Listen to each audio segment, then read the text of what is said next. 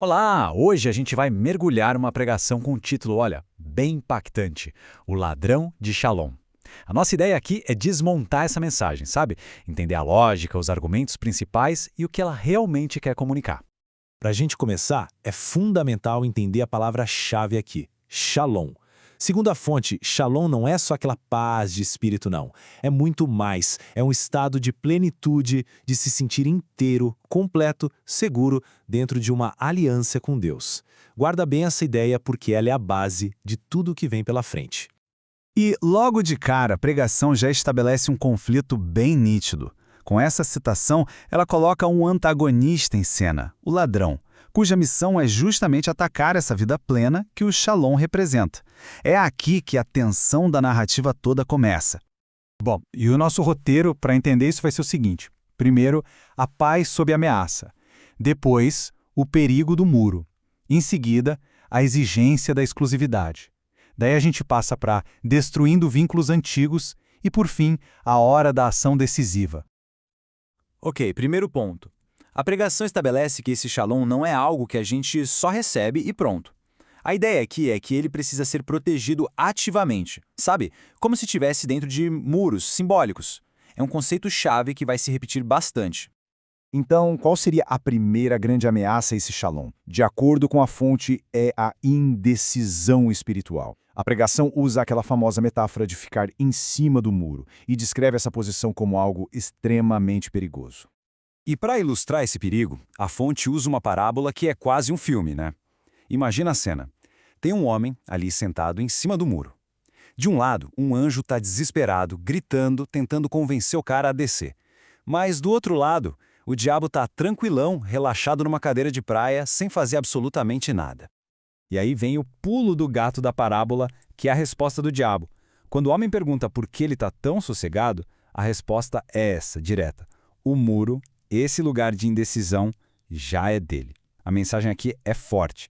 Para essa linha de pensamento, neutralidade não é uma opção. E para dar ainda mais peso a essa ideia, a fonte conecta a parábola com este relato bíblico.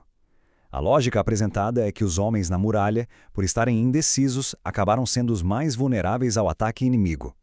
É uma forma de dizer, olha, isso não é só uma historinha, o perigo é real.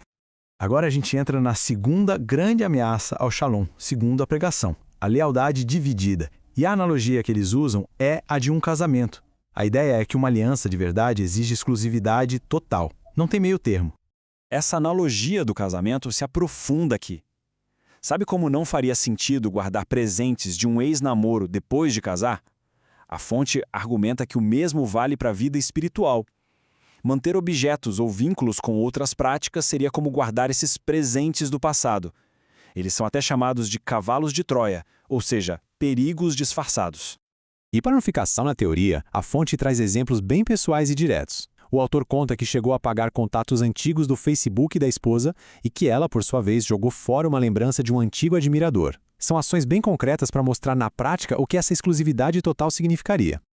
E é aqui que a pregação dá um passo além. A gente sai do conceito e vai para a ação física. O argumento é que não basta só decidir pela exclusividade na mente. É preciso eliminar fisicamente os objetos que representam esses laços com o passado. E para dar uma noção do tamanho do compromisso que está sendo defendido aqui, a fonte cita esse episódio do livro de Atos. Novos convertidos teriam queimado em praça pública seus livros de magia, e o valor era absurdo, o equivalente a 50 mil moedas de prata. Ou seja, o sacrifício material e financeiro foi gigantesco.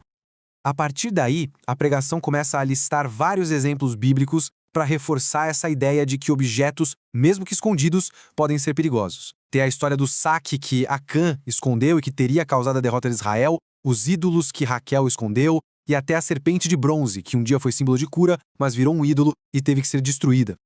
E aqui tem uma história pessoal com um tom bem forte de arrependimento. O autor conta que vendeu CDs que ele considerava espiritualmente problemáticos para um discípulo. Anos depois, esse discípulo teve um colapso mental. A fonte não chega a dizer que uma coisa causou a outra, mas usa a história para mostrar o peso e o arrependimento que sentiu por ter ficado, nas palavras dele, em cima do muro naquela situação. Bom, e tudo isso nos leva para a reta final da análise, a solução. Depois de apontar todos os problemas e perigos, a pregação apresenta o que seria um plano de ação bem concreto para proteger o tal do Shalom. E essa solução vem num passo a passo com 4 ações, todas baseadas nos exemplos que a gente já viu. Primeiro, confessar e renunciar abertamente. Segundo, queimar, igual fizeram com os livros de magia. Terceiro, despedaçar, como a serpente de bronze. E por último, o passo mais intenso de todos, profanar os altares antigos. E esse último passo é talvez o mais radical.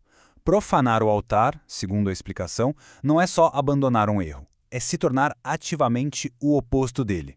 Os exemplos usados são Zaqueu, que de avarento se tornou extremamente generoso, e Moisés, que de um homem impulsivo e violento se tornou o mais manso.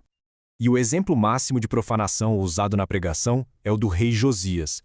Ele não só tirou os altares pagãos, ele destruiu, moeu até virar pó, e ainda queimou os ossos dos sacerdotes pagãos nos próprios altares deles.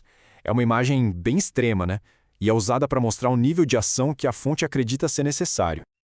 Então, resumindo a ópera, quais são os pontos centrais dessa mensagem? Primeiro, a indecisão é vista como algo insustentável. É preciso escolher um lado do muro. Segundo, um compromisso de verdade exige uma exclusividade radical, quase uma faxina espiritual na vida. E terceiro, que só entender isso não adianta. São necessárias ações concretas e às vezes até destrutivas contra esses laços do passado. E a gente encerra com a pergunta que parece ser o coração de toda a pregação.